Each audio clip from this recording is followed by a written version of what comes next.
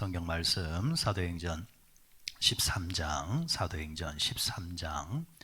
4절에서 5절의 말씀입니다. 주여 감사합니다. 사도행전 13장 4절 5절 같이 읽습니다. 시작. 두 사람이 성령의 보내심을 받아 실루기아에 내려가 거기서 배 타고 구브로에 가서 살라미에 이르러 하나님의 말씀을 유대인의 여러 회당에서 전할세 요한은 수용원으로 두었더라. 아멘. 사도행전 13장 4절 5절 말씀 이제 단락을 함께 잠시 한번 보려고 합니다. 사도행전의 이제 말씀을 이제 보면 제목 자체가 뭡니까? 사도행전이죠, 그죠? 사도의 행적에 대해서 자세하게 기록해 놓았다. 그러니까 사도들이 하나님의 말씀을 어떻게 증거했는가? 사도들이 이제 주축이 되어져서 일어났던 일들에 대해서 이제 기록했다 해서 사도행전인데, 그런데 알고 보면은 이 사도들의 그 배후에 누가 계시느냐를 보게 되어지면은 그분은 성령 하나님이십니다. 사람이 했지만은 그러나 그 사람의 배후에 누가 역사하고 계시느냐? 성령 하나님. 그래서 사도행전에 다른 제목을 붙이면은 성령행전이라 이렇게 이제 붙이기도 합니다. 오늘 본문에도 뭐라고 했습니까? 두 사람이 성령의 보내심을 받았다 했습니다. 두 사람이 선교사로 파송을 했습니다. 누가 파송을 했습니까? 안디옥 교회가 파송을 했습니다. 그죠? 누가 자청을 했겠습니까? 바울과 바나바가 자청을 했겠죠. 그런데 교회로 통해서 선교 사역에 관심을 갖게 하신 분도 누구고? 성령 하나님이고, 이 두 사람에게 자청해서 가고자 원했던 그 마음을 주신 분이 누구고? 성령 하나님이고. 그래서 결국에는 우리 믿는 자들의 이 마음이나 삶 속에 보면은 그 배후에 항상 누가 계시느냐? 성령 하나님이 계시는 겁니다. 다만 그 성령 하나님께서 우리 마음에서 역사하시고 우리의 마음을 이끌어 가실 때에 사람의 순종이 있느냐 없느냐 그 문제가 남았을 뿐이지, 항상 일상생활 속에서 성령 하나님은 지금도 역사하고 계신다라는 것. 제가 어저께 잠시 어디 멀리 좀 다녀오다가 이 성경 말씀을 성경을 딱 이제 펼쳤는데, 참 성경이라는 게 가만히 내 마음의 자세가 하나님, 이 성경을 통해서 내가 말씀을 보기를 원하고 내게 은혜 주시기를 원합니다. 내가 열린 마음으로 다갔으면은 성경은 언제든지 내게 은혜를 주시고, 이런 비밀한 일이 있었구나라는 것을 이제 주시는 것을 이제 보게 됩니다. 그러니까 성경은 또 하는 성령의 역사하시는 장이라 할 수 있겠습니다. 그래, 많이 읽는다고 중요한 것이 아니라 그 성경을 대하는 내 마음의 자세가 중요하다는 거죠. 성경을 통해서 내가 정보를 얻는 것이 중요한 것이 아니라 성경을 통해서 하나님께서 어떻게 역사하시는가를 보려고 하면은 언제든지 하나님은 내게 말씀하시고 은혜 주시는 것을 보게 됩니다. 자, 두 구절인데 이 두 구절 속에서 참 하나님께서 참 무릎을 치게 하시는 은혜가 있음을 또 발견하게 되어졌습니다. 자, 지금 바울과 바나바가 이제 선교 사역을 위해서 성령의 보내심을 받아서 이제 어느 한 곳으로 이제 내려가게 되어지는데, 지금 위치가 어떻게 되느냐 하면은 그 지중해 연안의 작은 그 도시입니다. 작은 마을이에요. 그 반대편이 어디냐 하면은 이제 중동을 향해서 가는 것이고, 아래쪽이 어디냐니까 아프리카 쪽으로 가는 것이고, 위쪽으로 올라가게 되어지면은 이제 유럽으로 이제 가게 되어지는 그런 이제 자리입니다. 여러분, 성령께서 역사하실 때에 우리는 역사 이러면은 기적과 표적을 생각하잖아요. 그런데 알고 보면은 성령의 역사는 우리가 평범하게 느끼는 일상생활 속에서 끊임없이 역사하고 계신다라는 겁니다. 일상이 하나님의 기적이라니까요. 반대로 생각해 보면은 우리가 생각하는 표적과 기적을 매일같이 우리가 누리며 산다면 우리 인간 제대로 못 삽니다. 못 살아요. 우리가 사는 것은 일상이라는 시간이 때문에 우리가 사는데, 그 일상도 가만히 들여다보면은 정말 성령 하나님께서 섭리 가운데 역사하고 계신다라는 것. 다만 일상이기 때문에 우리가 피부에 와닿듯이 느끼지 못할 뿐이지. 근데 시간이 딱 지나서 우리가 하나님, 이 말씀을 통해서 내가 은혜 받기를 원합니다 라는 자세로 내 인생을 딱 돌아보면서 하나님께서 내 인생을 통해서 어떻게 하셨습니까? 라고 뒤돌아보면요, 순간순간이 하나님의 섭리가 있었구나. 그때 하나님께서 막으셨던 것이 지금 보니까 성령의 역사였구나. 그때 내가 기도했지만은 그때 내 기도가 응답되지 않은 게 지금 와보니까 그게 응답이었구나 라는 것들이 정말 중간중간마다 많다라는 거예요. 그러니까 사도행전에도 보면은 사도 바울과 바나바의 계획대로 갔다고 한다면 시간이 지났을 때는 그게 바람직한 것이 아니었다라는 것. 오히려 하나님께서 막으시고 다른 방향으로 틀었을 때에 오히려 시간이 지나고 보니까 그게 하나님의 역사고 성령의 섭리고 이를 위해서 하나님이 그때 그렇게 하셨구나 라는 것이 곳곳에 있다라는 거죠. 자, 구브로라는 그런 지역으로 바울과 바나바가 이제 내려가게 되어집니다. 자, 이곳에서 이제 1차 선교 여행이 이제 시작이 되는데 여기가 교두부입니다. 수리의 안디옥에서 그 시작된 이제 발걸음이 이제 첫 도시인 이제 구브로로 내려와서 여기서 이제 교두부를 마련해서 여기서 배를 타고 이제 어디로 넘어가느냐 하니까 유럽으로 이제 넘어가는 거예요. 자, 그 이제 자리에 딱 서가 있는데 지금 이 구브로가 어떤 도시냐? 이것도 그냥 주어진 도시가 아니라 하나님의 섭리라는 것을 보게 되어집니다. 지금 바울의 짝이 누굽니까? 바나바죠, 바나바. 근데 이 바나바가 출신을 찾아 올라가 보니까 바나바의 고향이 어디냐니까 바로 이 구브로입니다. 그러니까 그냥 온 게 아니고 바울과 바나바가 어디로 먼저 갈까 할 때에 바나바 입장에서는 그래도 제일 마음 편한 곳이 어디예요? 자기의 고향. 그러면은 이 바나바가 일찍이 예루살렘에 왜 올라왔겠습니까?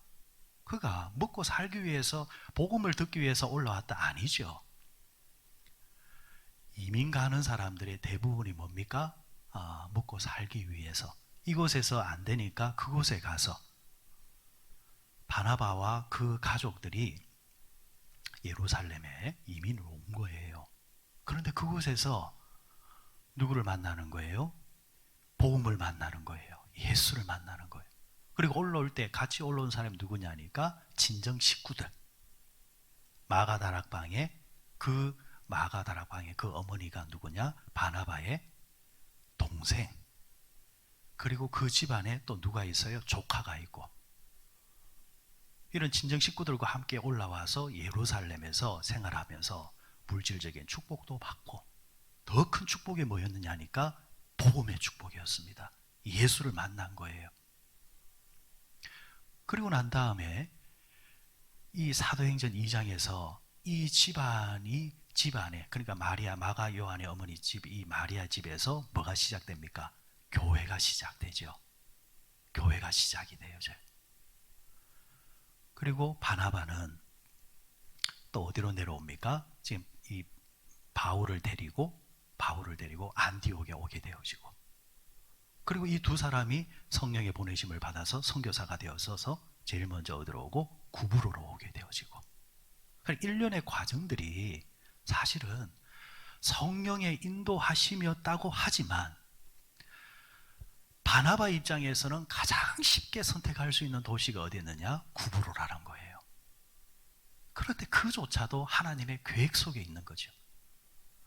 일찍이 바나바가 예루살렘으로 올라갈 때 고향을 떠나서 고향을 등지고 친정 식구들과 예루살렘으로 올라가는 그때로부터 하나님은 어디까지 계획하고 계시느냐? 예루살렘에서 복음을 듣게 해서 바나바를 통해서 이 사람의 성격과 성향을 통해서 바울을 품게 하시고 바울과 함께 다시금 구브로로 내려오게 하시고 이곳에서 다시 하나님의 복음을 전파해서 선교사에게 교두부를 마련하게 하시고, 그러니까 하나님에게는 플랜이 다 짜여 있는 거예요. 다만 그 계획 속에 살아가는 사람의 입장에서는 멀리까지 내다보지 못하고 바로 앞만 보고 살기 때문에 하나님의 신비를 느끼지 못할 뿐이지. 그러나 우리가 순종해서 그 순간 그 순간 순종의 삶을 살게 되어지면 인생을 다 펼쳐놓고 보면 이 모든 것이 하나님의 섭리였구나, 하나님의 은혜였구나 라는 것을 여러분 알게 된다는 겁니다. 자, 오늘 실루기아에 내려가서 거기서 배 타고 구브로에 갔다 했습니다. 5절에 한번 보십시오. 5절에 뭐라고 했습니까? 살라미에 이르러 하나님의 말씀을 유대인의 여러 회당에서 전할세 했습니다. 이 살라미가 어디냐니까 구브로의 동쪽 끝에 있는 도시입니다. 그러니까 구브로가 예를 들어서 하나의 도시라고 한다면 그 도시 안에 어느 동이 있겠죠. 그 동 같은 데가 어디냐니까 살람입니다. 동쪽 끝이라 했으니까 부산의 동쪽 끝 해변 마을이 어디입니까? 기장 정도 보시면 됩니다. 그 기장 정도 되어지는 그 도시가 살람입니다. 이 살라미에 이르러서 하나님의 말씀을 유대인 회당에서 복음을 전했다 했습니다. 그러니까 지금 이 지역은 어디냐니까 이 바나바의 자기 마당이에요. 자기 바운드리예요. 그리고 자연스럽게 어릴 때 같이 자라난 사람도 있겠죠. 아는 여러 지인들도 있겠죠. 그러니까 바나바는 이곳에서 아는 사람을 통해서 또 예루살렘에 생활하다 보니까 또 누구를 많이 알겠습니까? 유대인들과 또 접촉할 수 있는 접촉점을 또 가지게 되겠죠. 이런 이제 재능과 그리고 경험을 통해서 이 구브로에서 살라미에서 하나님의 복음을 왕성하게 전하게 하시는 그런 모습을 이제 보게 되어집니다. 자, 그리고 옆에 덧붙여서 또 한 사람이 나타납니다. 살라미에 이르러 하나님의 말씀을 유대인의 여러 회당에서 전할세 요한을 수행원으로 두었더라 했습니다. 그러니까 비서한 사람이 있다라는 겁니다. 이 요한이 누구냐? 요한이 누구냐? 마가를 말합니다. 마가. 그러니까 요한의 다른 이름이 마가인데 성경의 마가복음의 저자입니다.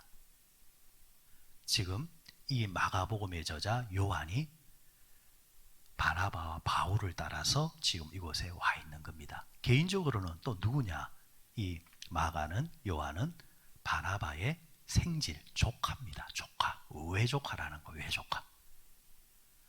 이 외조카가 지금 바나바를 수용해서 지금 여기까지 따라와서 1차 선교 여행의 동력자가 됩니다. 그리고 이 마가는 훗날 누구의 제자가 되어지느냐? 바울의 제자가 됩니다. 이런 일련의 과정을 가만히 보면요, 저는 이런 상상을 봤습니다. 말씀을 딱 펼쳐놓고 상상을 해보니까 이 마가가 선교의 열정을 가지고 과연 바나바를, 바울을 1차 선교여행 때 따라갔을까? 저는 아니라고 봐요. 자, 고생세대가 있습니다. 고생세대가 있고, 두 번째는 그 고생을 발판으로 해서 누리는 세대가 있습니다.